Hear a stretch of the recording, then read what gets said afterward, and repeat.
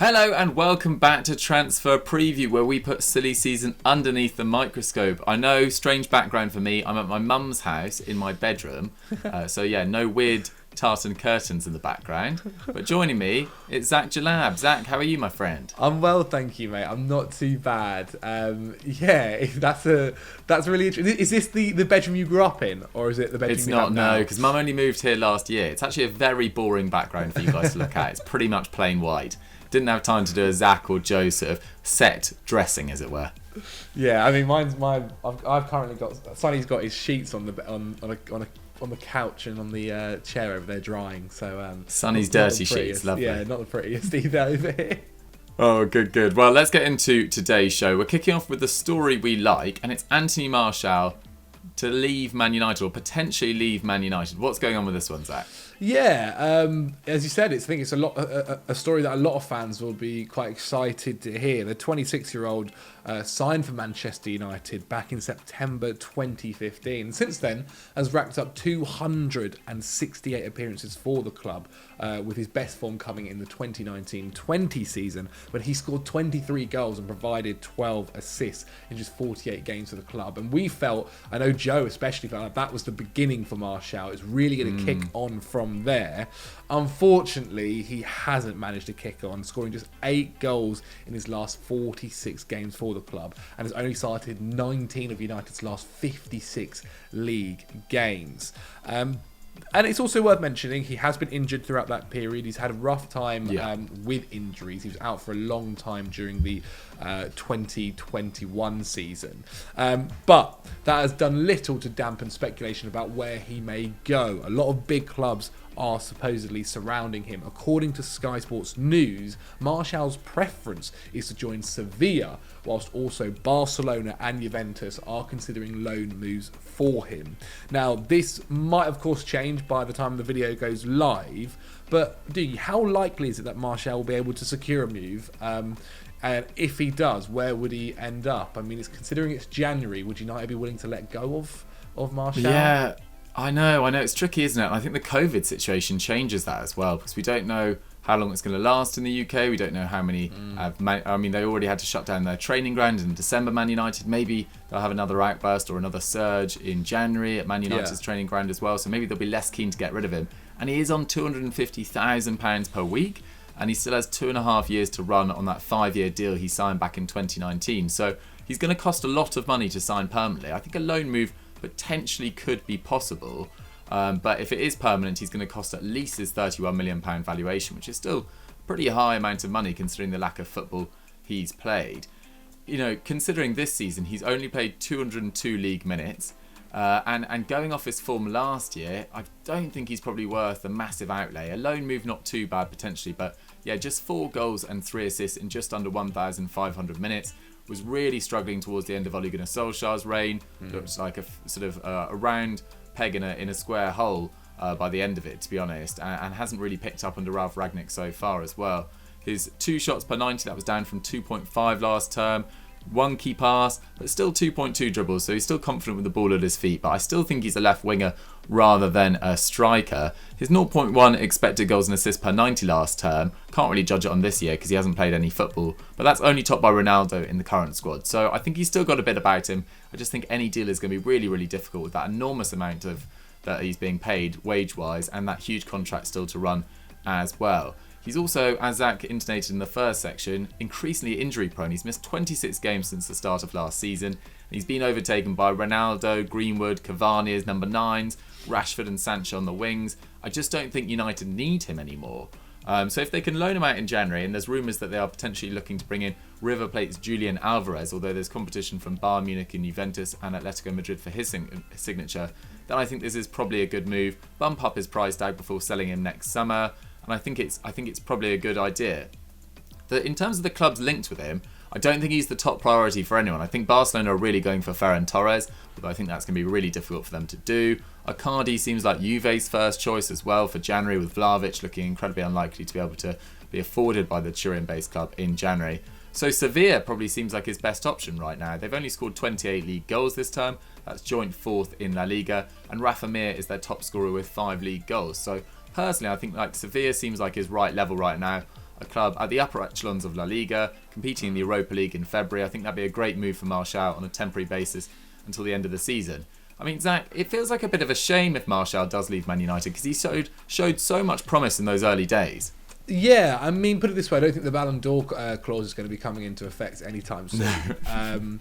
It is a big shame because, those early days we thought there was a real player, like a kind of, not the level that Mbappe was at his age, but like a very, very exciting youngster. Obviously, he kind of was coming through at the same time. Rashford was coming through, and we were really excited by both of them. And again, once he scored those 18 goals in the league, we kind of thought, well, here we go. He's really cracking on, and he has been unfortunate with those injuries. And from then, it's just not looked the same player. And sometimes that happens with footballers. Like, I think people don't realise how big an injury can have. Sometimes people just expect them to come back and pick up from where they left off, and it really doesn't work like that. Sometimes the injury can affect how the player runs from then on. Doesn't feel like he has that explosiveness again. There's many cases. I mean, Jack Wilshere is probably one of the prime examples of what can happen to you if you get injured at a young age. But yeah, I mean, a kind of a fresh start where he can go to somewhere, as you said, Sevilla's I think an ideal location to go to. Is something that I think would be really, really good for him. Whether, again, it comes down to would he kind of see himself playing for Sevilla in the Europa League, or does he still see himself as his Champions League player, is another question. I don't think anyone's going to be putting it out a flat offer in January. Maybe an option to buy in a 6-month loan or a year loan, possibly. It's really sad with Martial because I think we felt like there was a player in there for a generation. I mean, Manchester United legitimately thought he could be a Ballon d'Or. I mean, Monaco also thought he could be a Ballon d'Or winner, and that's high praise to have for someone. It's incredibly sad, I think, to see it kind of end like this. But hopefully it may end the relationship with United, but it doesn't end Martial's relationship with being a good footballer. So yeah, I think a loan move or a move elsewhere could definitely be the right thing for him. Yeah, definitely. You're so right to point out that early promise, particularly under Louis van Gaal. He was often United's best attacker. But United fans, we want to hear from you. Are you sad to see Martial go, or do you think this is a necessary step for him and the club? Let us know in the comments down below. And let's move on to the transfer we don't like. Yes, moving on to the transfer we do not enjoy, and it's Everton's move for Vitaliy Mykolenko. Doogie, tell me why we hate it, mate. Well, yeah, hate's a very strong word. I think it's just going to be very difficult for him joining Everton at this time. But yeah, we rarely get to talk about a done deal on Transfer Preview. That normally goes on in January. But all our information right now is that Everton are about to conclude a €20 million move for Ukrainian left-back Vitaliy Mykolenko from Dynamo Kiev. This will pave the way for Lucas Digne, who has had a spectacular falling out with manager Rafa Benitez, to leave the club in January, with Leicester and Newcastle among a number of clubs to be interested. By the time this goes live in a few days' time, that might well have changed in terms of the clubs interested, but it feels like Lucas Digne, his time as a toffee is no more. The Frenchman was reportedly dropped after an argument with Rafa Benitez, and then when he was reinstated to the first team picture, he called in sick and asked whether he was truly ill. Benitez said, "I have to be sure the players that will be there tomorrow want to be there, and they want to fight for the club, and that's it." Basically seeming to call into account his sort of commitment to Everton at this time, Lucas Digne. It's never great when you call in sick and your boss thinks you're not calling in sick. You'd hope there was a level of trust there. Not great from Rafa towards Lucas Digne, but maybe he was right. Who knows?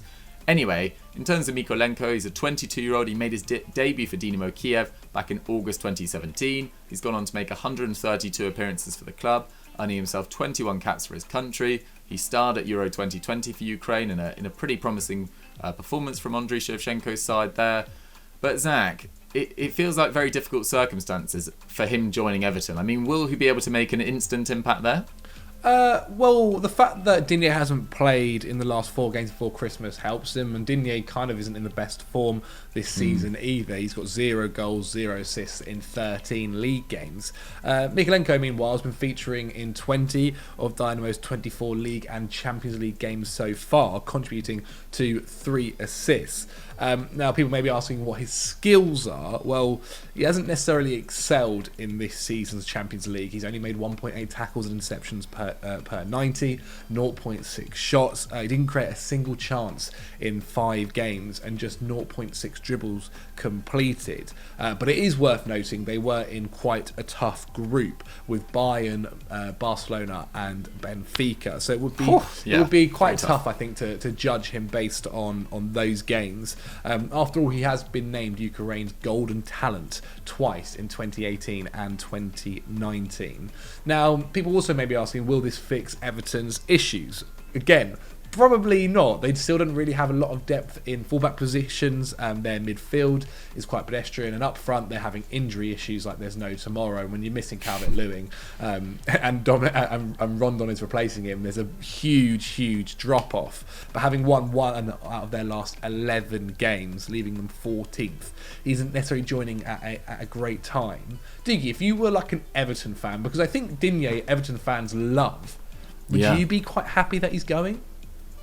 I'd be... I think a lot of Everton fans on social media are probably pro-Digne rather than Rafa Benitez in terms of his history, obviously, at the club. I wouldn't have picked a fight with Lucas Digne because I think he's Everton's probably third best player when everyone's fully fit, probably behind Calvert-Lewin and Richarlison.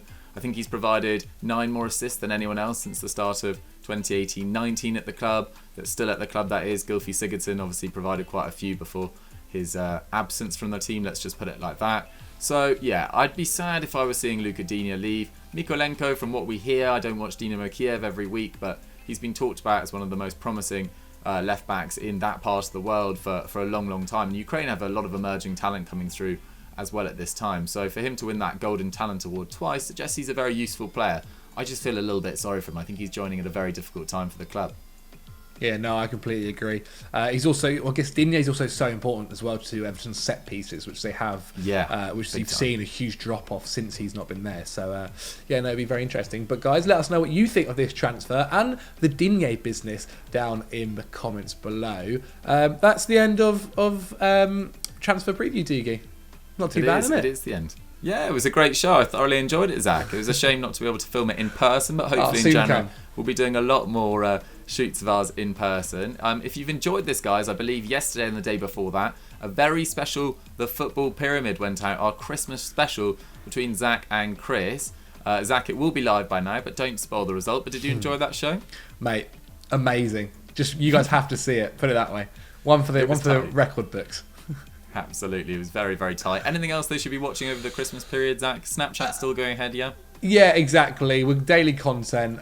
If you want to check us out on Snapchat, type in Football Daily. Make sure you check out Mean Tweets on Football Daily's YouTube, where we read your mean comments about us. And they were mean. They were very mean. Yeah, they're always mean. It's very humbling when we're doing that show, I find. But apart from that, subscribe to your Football Daily, like this video, and click on screen right now for more content. Bye. Perfect, guys. Bye.